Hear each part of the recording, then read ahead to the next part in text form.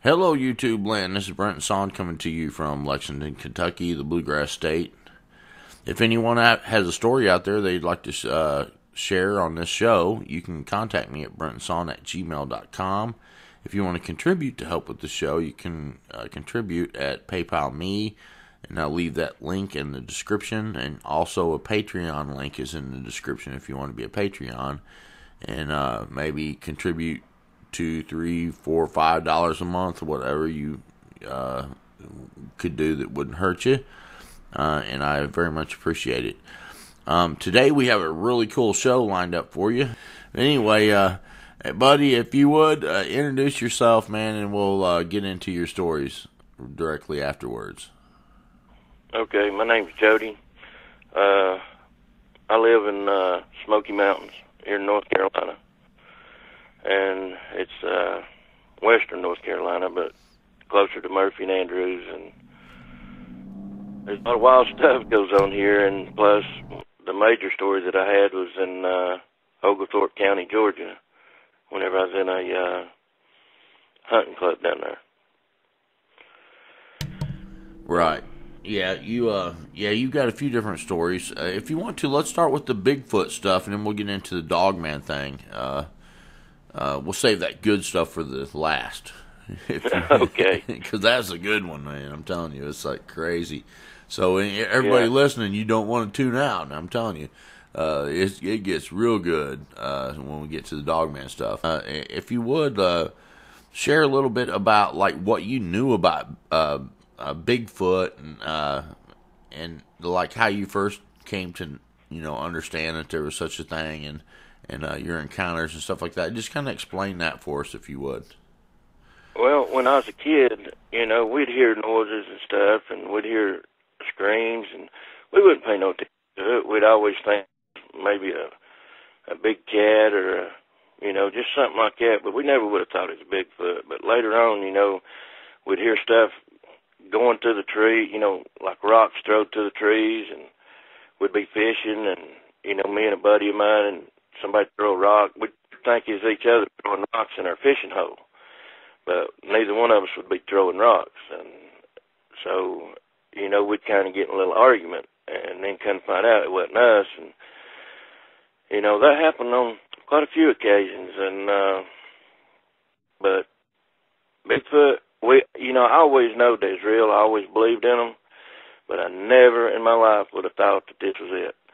I mean, just past our barn, something would growl at me in there, and I'd keep my, I'd have a gun with me hunting, and I'd always keep my face to it and back away from it. And just stuff like that, and then I'd find trees that was broke, 7, 8 foot up, and I never thought nothing about it, and just different things like that. And now I know better, and because, like right now, I spoke to a lady yesterday, and a man found a dog just ahead of his dog laying at the edge of the tree line, and it was a bull mastiff. It took something awful big to do that to a bull mastiff. He couldn't find part of his dog, but and then she hears stuff, up on the mountain screaming, and that's crazy. And this is just right in live there, close to it and everything, and what we used to do, my first Bigfoot experience was me and my brother. We was getting out rock, and I used to fish this when I was a kid down this little creek. It was just, I never would have thought nothing in it. But it was scary down in there. It was a real dark place, but, good fishing. Never thought nothing. At the most, maybe a bear or a cat. Never took a gun with me or anything. But we had a backhoe, and we was working, getting the rock out. And the river run down, and it hit this big old rock, and then when it hit the rock, it cut to a 90-degree angle. And we heard a deer. And right above the rock was a bunch of lawn thicket, and it was so thick, there's no way I could have got through it. And I couldn't even see 2 or 3 feet in it. And the deer bleeding somewhere up in it. And after a few minutes, the smell come across, which a skunky, rotten meat, maybe a sulfur smell in there. You know what I mean? It was awful. It almost make you gag. And next thing I know, me and my brother was standing there, something come tearing through those laurel thickets like it was weeds. And when it got above the rock, it must have grabbed the deer because it let out a loud bleat, and then you heard bones breaking, and then just a loud scream, bleat, and nothing else. And the smell was really, really strong right there. And after about 10 minutes, we were standing there just kept looking, and then the smell just started going away. We didn't hear nothing leave. We didn't hear even a leaf move, and it was gone. Then after that, every day after we would crank our backhoe up to get rock out, about an hour to 2 hours after that, the smell would come. Nothing ever bothered us. It's almost like it was curious, like it was watching us. And, you know, it wasn't a bear because we would have seen a bear, and so we kind of knew what it was because we had read up on it and stuff. And then that was in July of 94, 95. And down below us, you know, you could cross over the creek and it'd be like a little meadow, and then you could cross the creek. At the end of that meadow, you'd go through some real dark trees and stuff, and then be another meadow, and so on. It done that about 4 or 5 times, and then it turned into just trees and a creek. And the only way to get out of there was to go to the creek because it was straight up to the railroad tracks or straight up a mountain on the other side. And we was sitting there on our dump truck putting rocks in our pallets because, you know, people bought rock back then to put on their walkways and stuff. And we just happened to look down the other meadow, which you could see from where we was at, and there was a Bigfoot standing there, you know, and I swear it looked like a female, but it was muscular, but it wasn't huge. It was real tall, probably about 8, 9 foot tall, no, probably about 8 foot tall, and it was just standing there, kind of dipped his and then raised his foot back, and it happened to look up at us because we was both sitting there. I guess her mouse was catching flies because that's the first time I'd ever seen one, and it just seen us, and it took one step, and then it was gone. You know, one step in the creek, another step, it was in the woods. And we had guns, but we went down there and looked, and we couldn't find no tracks because the ground was hard, and it was kind of dry that year. But we never went in the woods. We never bothered them, and they never bothered us other than coming and just watching. And about 3 days later, we packed everything up and we left. And I ain't never been back to that spot because I figured that's theirs. I sure ain't going to take a chance on going in there and getting hurt. Because believe me, I know what's out there, and I know what they can do. And that was my first time ever seeing one. Me and my brother's an ordained minister, so, you know, but now the second time we saw one was me and my mother. My mother did the Atlanta Journal-Papers, and this was on a Sunday night, and it was cold, probably around July of 2013, not July, I'm sorry, January of 2013, and as we started down the road. Now this is right in the Murphy city limits, right on the edge of it. And as we was going down, there's a place called Tar Hill. And as we started down and started to cut up, there was a bobcat run out in front of us, and it run and it jumped into what they call the Hiwassee River. And I'd never seen nothing like that. Cats hate water. So as it swimming across, and we went ahead and turned up, and there was other animals coming from this place, and, I kind of thought, I asked Mama, I said, do you smell smoke or anything? I said, because the only thing that'd make these animals move like this would be a fire, And she said she didn't smell nothing, and I didn't either, so we cut down the road. We had to throw a paper out, and as we went around the curve, now here was this Bigfoot, and this thing was so huge that it leaned down and looked in my window at me. Now, I was on this road, I was on my side of the road, and it was on the opposite side of me. And when it leaned down and looked, it had the coned head, and I didn't see its teeth, but the eyes was, I never seen no eye shine. It was just, the eyes was so black, just almost dead. But you could see, when it put its hands was touching the ground. And when it leaned over, and its back was higher than the roof of our car. And the muscles was just, every time it would even twitch, you could see the muscles rippling. I mean, it was it wasn't a monster, but it was monstrous. And, I can't exactly say how tall it was, but it was huge. And it looked in the window at me, and I'll never forget it. And, it had a big old head on it, and I couldn't see a neck on it, but its hands was touching the ground, almost like it was balled into a fist touching the ground. And we went on around, and Mom was all to pieces, and I was all to pieces, and I was like, Mom, what are we going to do when we go back? And, what if it's in the road? I said, there's no way I'm going to stop.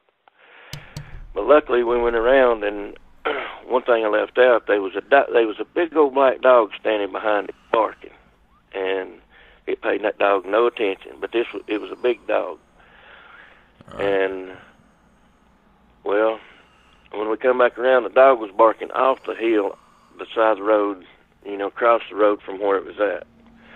But when we come around, I probably wasn't but 10 feet from it when we went around it.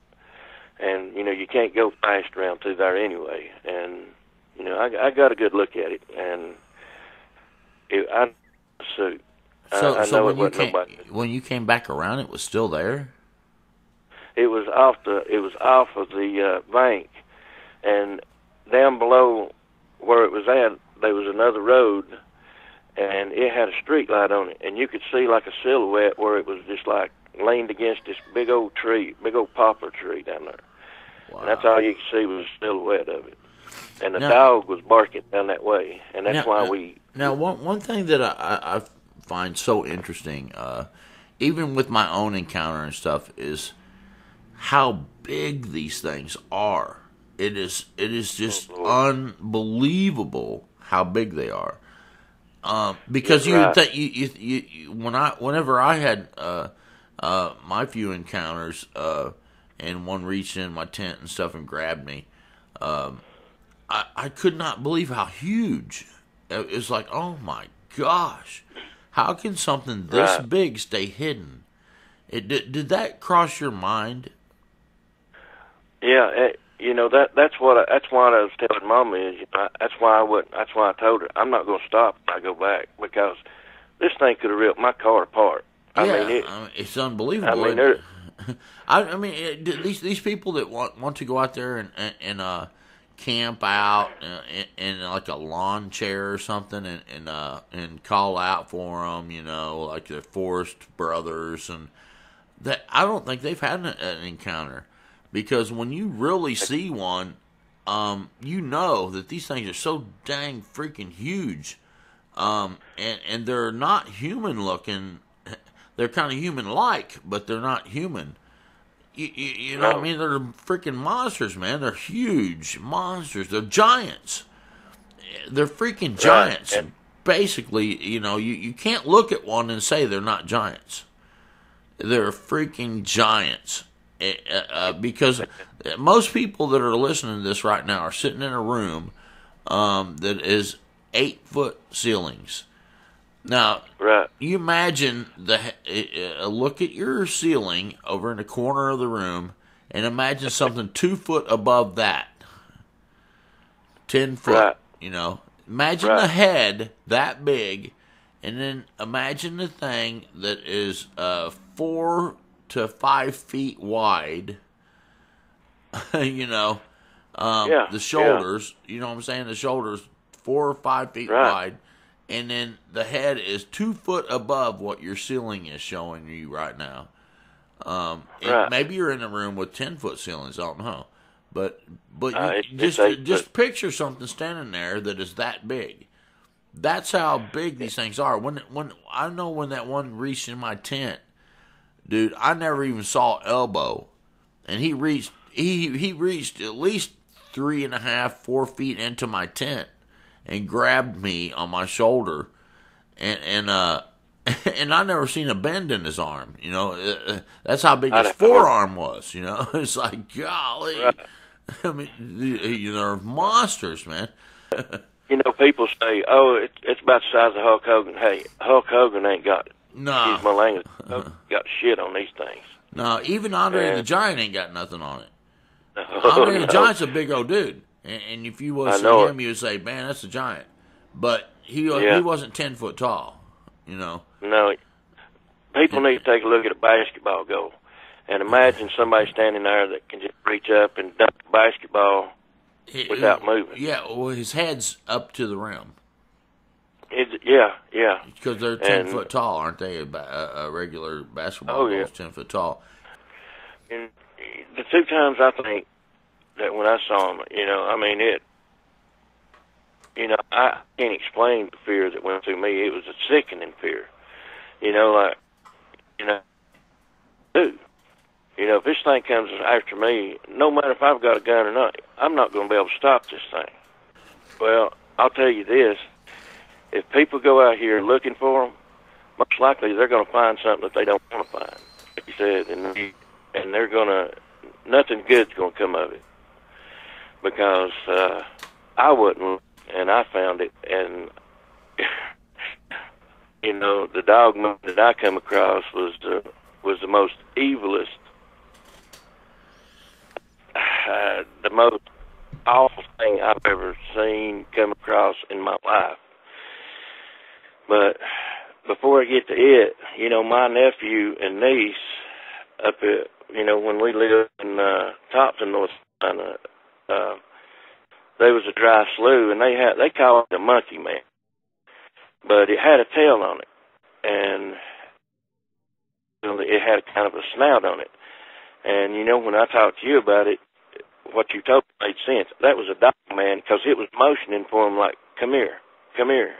And that's when they got so scared that they run in the house crying and screaming, you know, and they wouldn't even go back out and swing. And, you know, for quite a while without somebody being out there. And I won't go in the woods. I say that right now, you know, because back in 1991, I got I was in a hunting club in Oglethorpe County, Georgia. And, I just wanted to deer hunt and everything. And I took guns that I hunted during the day with, and I took my deer rifle and stuff. But I always took a 57 Magnum pistol with me, and I had a 44 Magnum rifle that I hunted during the day with. And when I got down there, I was going to camp out by myself, and when I got down there, you know, because they was going home, they wasn't going to hunt the rest of the day because they hadn't seen anything except they said on the back side of the property they seen a big old black dog chasing some deer. And, you know, usually when dogs around, deer won't come back around, you know, chasing them off. And I fixed my camp up and everything. You know, I fixed me a good tarp, had a lean-to, and when it started getting dark, you know, I built me a good fire and everything, and I heard something scream off in the background, and, you know, that didn't really think much about it. You know, probably that dog hollering, and thought it might have been part of coyotes. That's what I thought. I thought they might have seen coyotes. And, well, I laid down, and I can tell you exact night it was, because the Braves was playing the ball game, and they won their first National League pennant. Sid Bream slid into home plate and won the game for them, and, you know, I thought that was great, you know. And so I cut my radio off, and I laid there, and I had my side of me. I had my 44 rifle with me, and I laid there, and I must have dozed off. something woke me up, and I had back then, they called their spotlights 1,000 or in candlelight power instead of loom power now.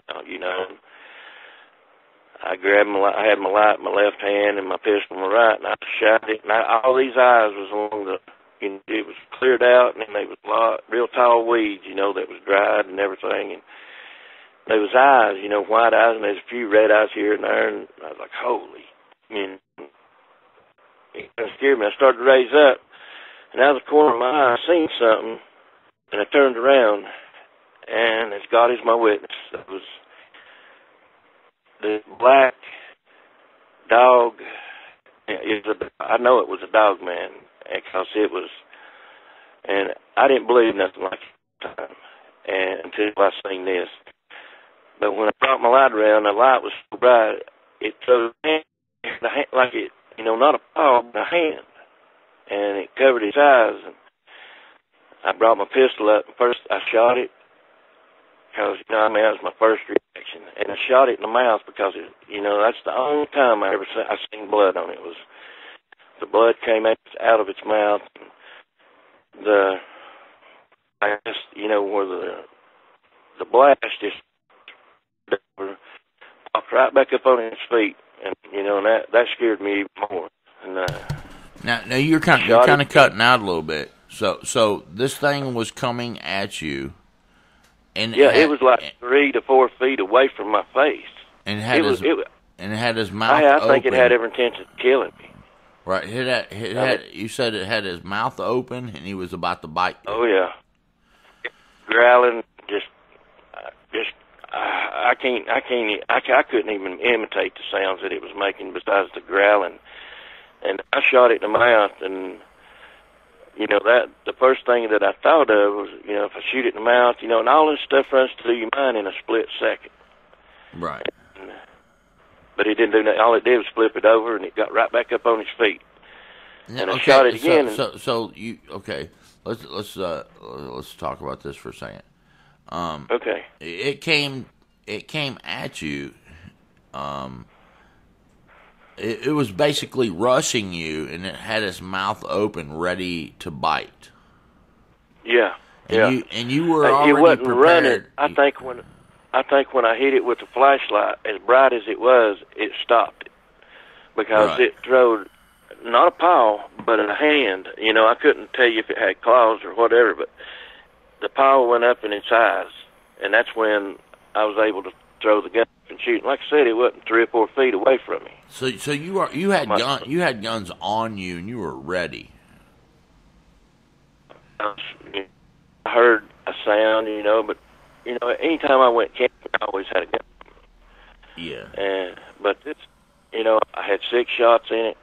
The next shot, I hit it, and I know I hit it because it throwed its head to the side, looked right back at me.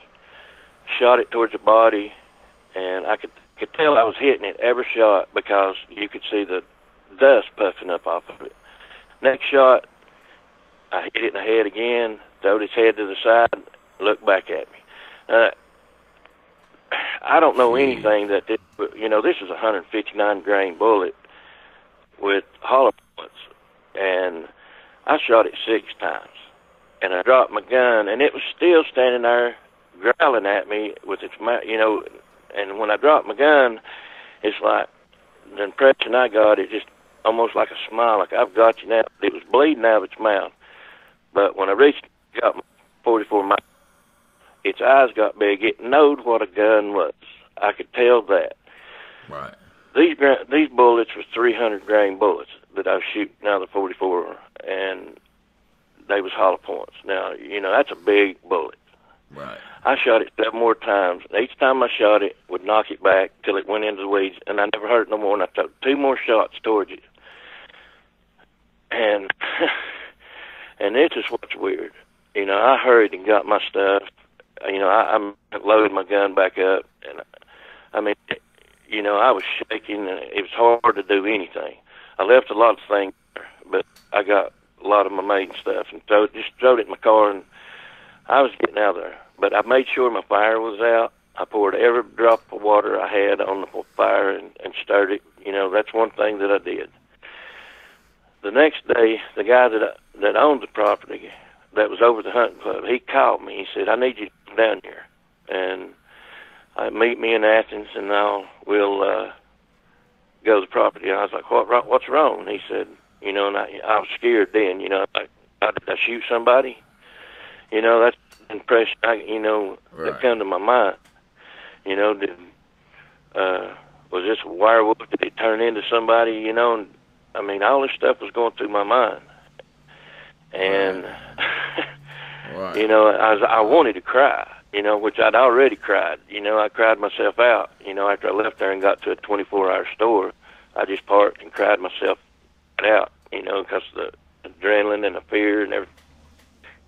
And you know, when I got to him, he still wouldn't tell me. When we got down there, there was a forest fire. They tried to say from my camp, it didn't start like 6 inches from my fire.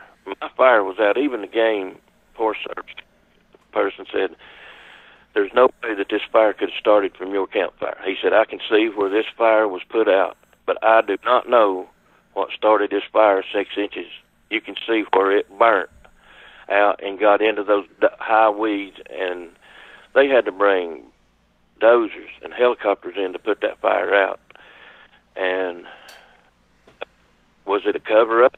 You know, that's something that that kind of crossed my mind. You know, they just didn't want nobody to see this. But you know, that's did they find it? You know, and you know, that's something that I thought about. You know, I finally put it in the back of my mind. I had nightmares over and over for a long, long time of something chasing me through the woods. And I get to a mountain and fall off the mountain and wake up for a hit. And until I was looking on a video here and I saw something similar to it. They call it something film that this dude tried to say that he made it and stuff in a ghillie suit. That was no ghillie suit. That's what it looked like. Jet black teeth. I mean, its canines look like he was 3 inches long. I mean, that you know, it's almost right. You know, 3-4 foot ain't far from your face. Yeah. And I honestly think the thing was going to kill me. That's what it was out for. And the good Lord woke me up and made me see that. Right. That's the only thing I can think of is the good Lord. Good Lord's what woke me up and saved my life. You know, He's the only reason why I'm still here. And you know, that was basically the only thing that at first I saw was the gaping mouth. I mean, that mouth was so wide, or it looked so wide, you know, I mean, and I fired into it. And like I said, when I hit it, the momentum throwed it over, you know, onto its back, and it just popped right up like I'd hit it with a stick. And, you know, that scared me even more, you know, because I was like, my God, what can take a shot like this? You know, take a 357 in the mouth and live. And like I said, you got all this stuff going through your mind in a split second. And, I mean, and there's a lot of other stuff that went through my mind. And I just, you know, what is this? You know, and I thought, it's a werewolf. You know, this stuff only made out of movies, you know. And if it would have been a man, he would have been dead. You know, if it was a man, he's dead. But it wasn't a man, because a man couldn't have took 13 shots from high-powered bullets and lived. Yeah. I don't think. Especially not in the head. I think the thing died, though. I hope it did. I do. It might have been later, you know. But there's, you know, these things have bodies. Because I've had other stories, you know, where people have shot them and they killed them. But it took a lot of firepower to do it, you know, like shotguns and stuff like that. But they bleed. If they bleed, they're gonna die eventually. The problem is you can't kill them quick enough, you know. I keep a gun beside my bed. Since that day, they've been a gun beside my bed. You know, I got a high-powered rifle beside my bed that, you know, I keep it there constantly. Right. And because, you know, and I don't look at the woods the same. I hear a snap, I hear a stick break, I'm looking. I hear, I go outside to smoke and stuff, and I hear something at night. My lights, I have the best flashlights because, I don't want one just going dead on me and tearing up. I want to be able to see what I'm looking at. Right. I mean, it's all because of that, and Right. seeing the Bigfoots after that, believe me, that was nothing compared to the Dogman. An upright canine walking creature that you can shoot, and it can take bullets like that right there. There's really no way that you can ever go into the woods and be the same again, is there? No, you can't. You can't go back. I mean, I can't go back in the woods without. When I step in the woods, I'm thinking, what am I going to see this time? Every time, Yeah. What am I going to see this? And it's always there, and seeing this thing, now, I do know it had a big body on it, but Right. its hair was thick, but the eyes was red, and they was just like the depths of hell. That's the only way I could put it. They was so evil. I mean, and the evil that radiated off of it, even after it was in the weeds gone, the evilness that radiated all around that place, and, I would go, before that, I would go hunting down the road, and on each side of me would be pine trees that you couldn't see, just a few yards in it, and I'd always feel like I was being watched. But like I said, I had a pistol and my deer rifle and stuff with me, and Now the red eyes. Now let's talk about that for a second. I saw the Bigfoot, down there at Dale Hollow, and they had red glowing eyes, and there was no light. There was a really thick cloud cover that night, and it was so dark that I could not see anything more than like 5 feet, 6 feet away. And I had my flashlight like on my hip. I had one of the company. I had a company that was sending me flashlights to review, and they were giving me free flashlights and stuff.